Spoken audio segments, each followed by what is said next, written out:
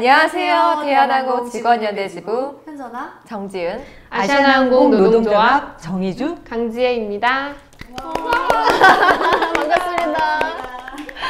오늘은 가까우면서도 먼 이웃 아시아나항공과 대한항공이 함께 유튜브 영상을 촬영하게 되었습니다.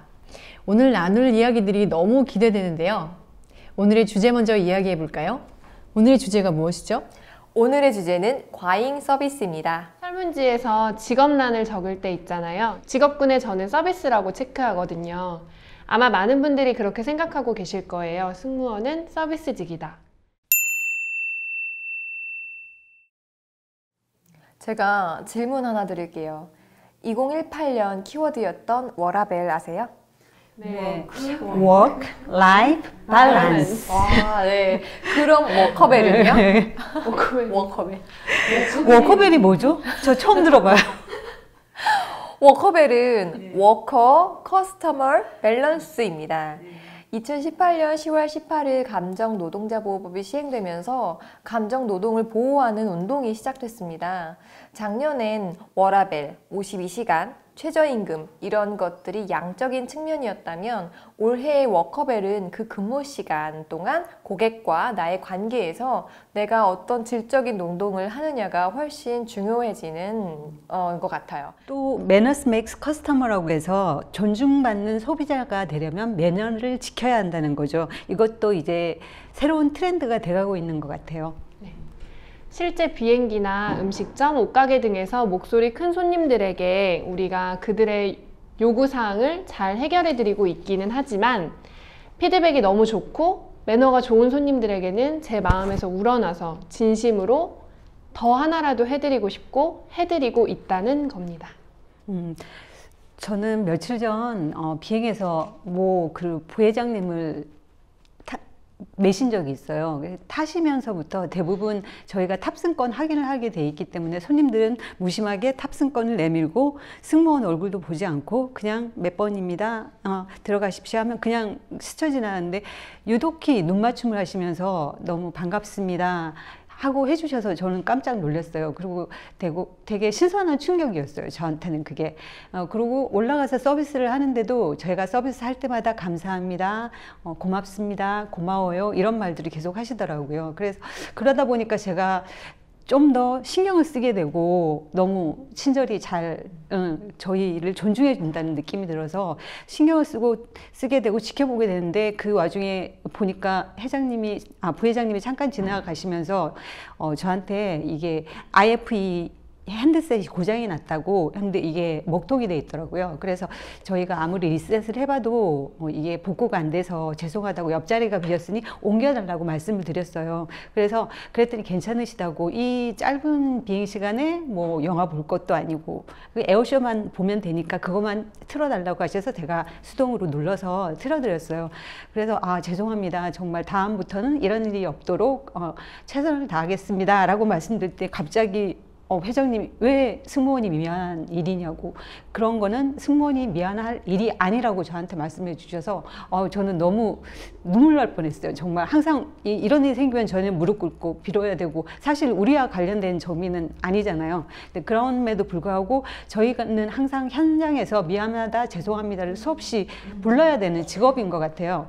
그랬는데 마지막에 정말 한마디로 심쿵했던 회장님의 한 멘트가 있었어요. 제가 너무 감사하기도 했고 그래서 마지막 인사드리러 가서 회장님 오늘 저를 갖다가 너무 친절하게 대해주셔서 너무 감사합니다. 너무 감명 깊었다고 그렇게 말씀드릴 때 아니라고 정희주 승무원님의 오늘 서비스가 너무 친절하고 예절 바르고 그렇기 때문에 자기가 행복하게 비행을 할 수 있어서 저한테 그렇게 대해 주신 거라면서 도리어 저한테 감사하다라고 말씀하셔서 정말 눈물 찔끔했어요. 진짜 너무 좋으시네. 그런 승객만 타시면 좋겠죠? 진짜 좋겠어요. 제가 아는 교수님도 이렇게 시애틀에 살고 계신데 비행기 탑승하시면 프로시저에 맞게 서비스를 받는다고 말씀을 하셨거든요. 잠을 자다가도 서비스 시간에 기상하신다고요. 제가 그럴 필요 없다고 말씀을 드렸는데 본인이 더 좋은 서비스를 받기 위해서라고 말씀을 하시더라고요. 이 대화를 나눈 때가 벌써 3년 전인데 처음 그 이야기 들었을 때 되게 놀랐어요. 이런 생각을 하시는 분도 계시는구나. 근데 요즘 어떻게 하면 더 좋은 서비스를 받을 수 있는지 질문하시는 분들이 되게 많이 는 것 같아요. 이게 이제 매너 좋은 승객분들이 어떻게 서비스를 받아야 하는지 이제 오히려 역질문을 하시는 거죠. 여기서 잠깐 또 질문을 하나 드려볼게요. 서비스를 못한다, 적당하다, 잘한다, 과하다, 4가지로 분류를 해볼게요. 답을 해주시겠어요? 네. 내리기 전 상위 클래스 승객들의 좌석 청결을 위해 정리하면서 무릎을 꿇고 슬리퍼를 치운다. 4가지 중 어떤 것이 것 같아요? 너무 과해요. 무릎을 꿇고 싶지 무릎까지. 않습니다. 과유불급이라고 지나침은 못 미침과 같다는 의미인데요. 서비스를 너무 모자라지도 넘치게도 하지 말았으면 좋겠습니다. 딱 와닿지 않으실 수도 있을 것 같아요. 서비스를 못하는 것보다는 과한 게 낫지 않나?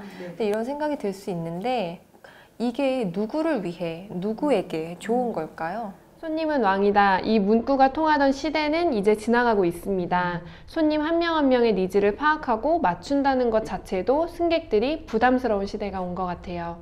개성이 존중받는 시대이고 각자 원하는 것이 너무나도 다양한 시대인 만큼 이제는 고객에게 감동의 서비스? 이거는 아니라는 거예요. 내가 삶의 주체가 돼서 내가 삶을 보람차고 행복하게 만드는 서비스, 내가 서비스를 하면서 내가 기쁘고 만족스러워야 한다는 거죠. 그렇다면 이런 서비스를 할 수 있도록 바꿔야 할 텐데요. 서비스를 리드하는 팀장님의 막중한 역할이 필요합니다. 이게 무슨 말이냐고요? 저는 비행기를 타는 승무원이니까 비행기 안을 예로 들어볼게요.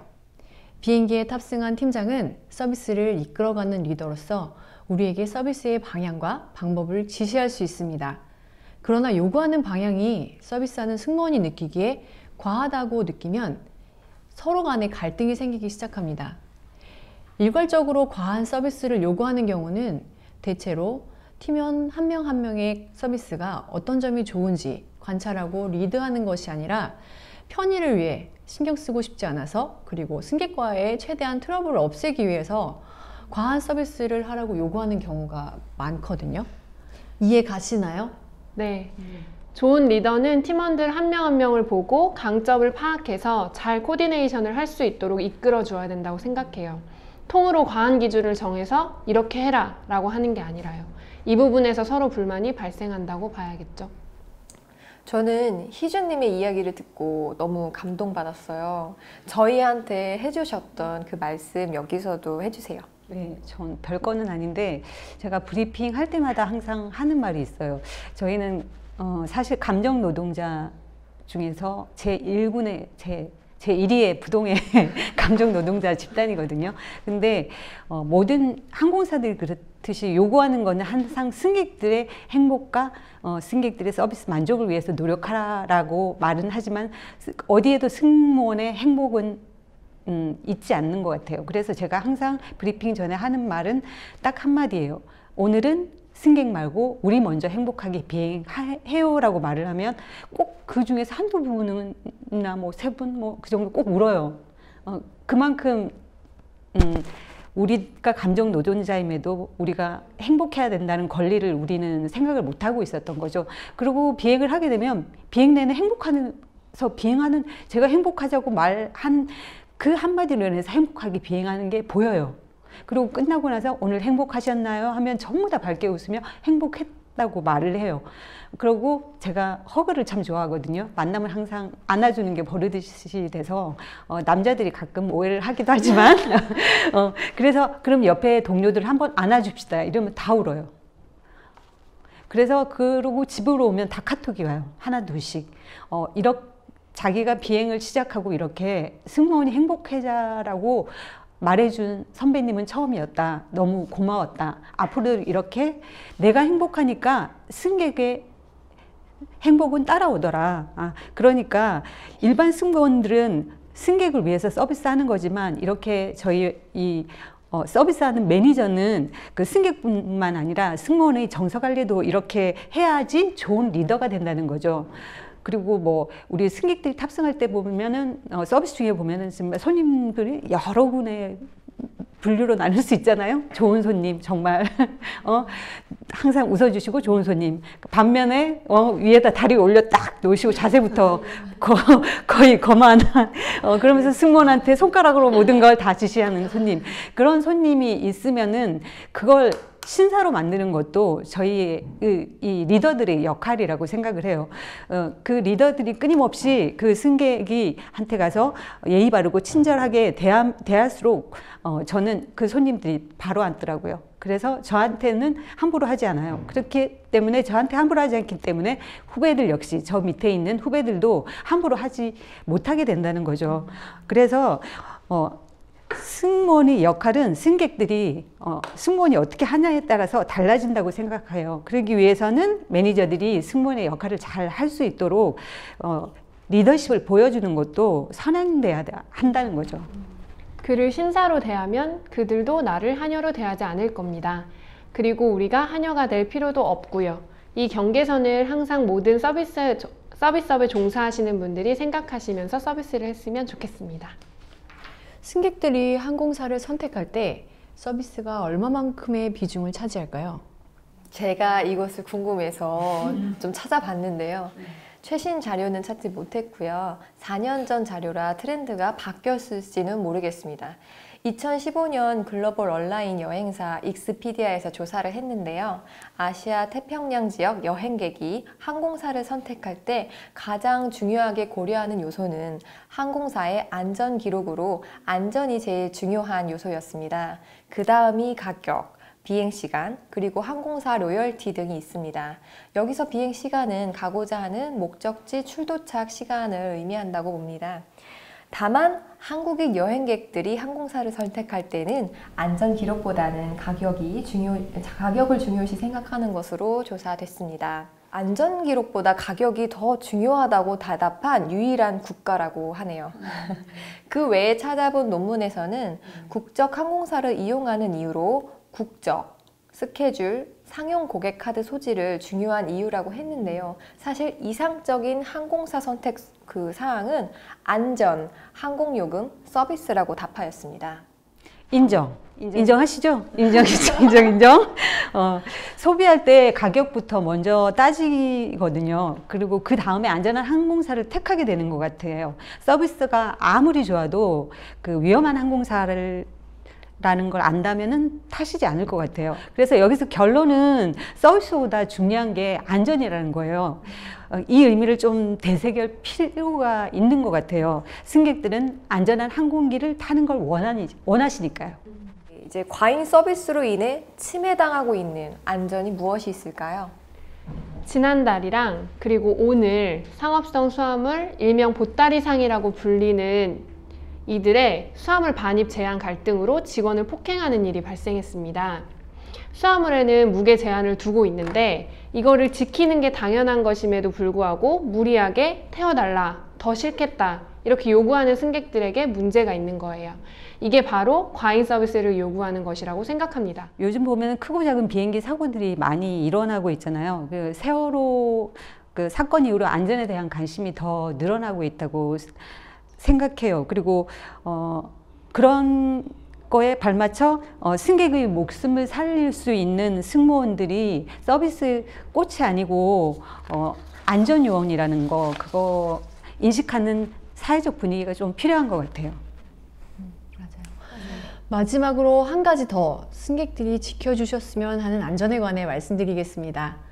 비행기가 출발을 위해 움직이기 시작하면 그때부터는 서비스보다는 안전에 집중해야 하는 시점입니다. 또한 도착 전 승무원들이 좌석 벨트를 매달라고 안내하는 이후부터는 승무원들이 안전에 더 집중할 수 있도록 협조해 주세요. 저희가 여러분의 안전을 책임지겠습니다. 지금까지 시청해 주셔서 감사합니다. 다음 편도 준비되어 있습니다. 많이 기대해 주세요. 그리고 좋아요, 구독도 잊지 말고 많이 눌러주세요. 감사합니다. 감사합니다.